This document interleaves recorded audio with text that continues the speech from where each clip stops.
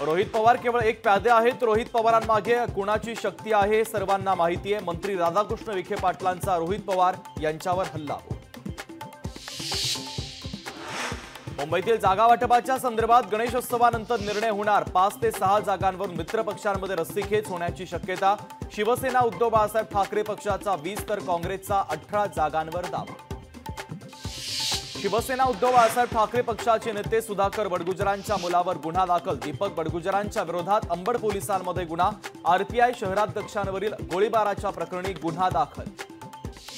मला सत्तेची नाही जनतेच्या आयुष्याची चिंता. तुम्ही साथ द्या. सगळे मिळून जुनी पेन्शन योजना अंमलात आणू.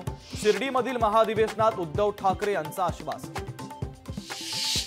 नितीन गडकरींना पदासाठी तडजोड करायला कुणी सांगितलं असं वाटत नाही. मूल्यांसाठी कुणी ऑफर दिली असेल तर त्यात चूक नाही.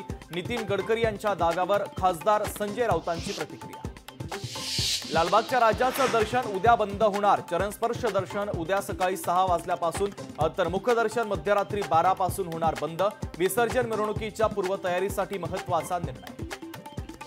अरविंद केजरीवाल दिल्लीचे मुख्यमंत्रीपद सोडणार. 2 दिवसात राजीनामा देण्याची घोषणा. महाराष्ट्रासोबत दिल्ली विधानसभेची निवडणूक घेण्याची केजरीवाल यांची मागणी.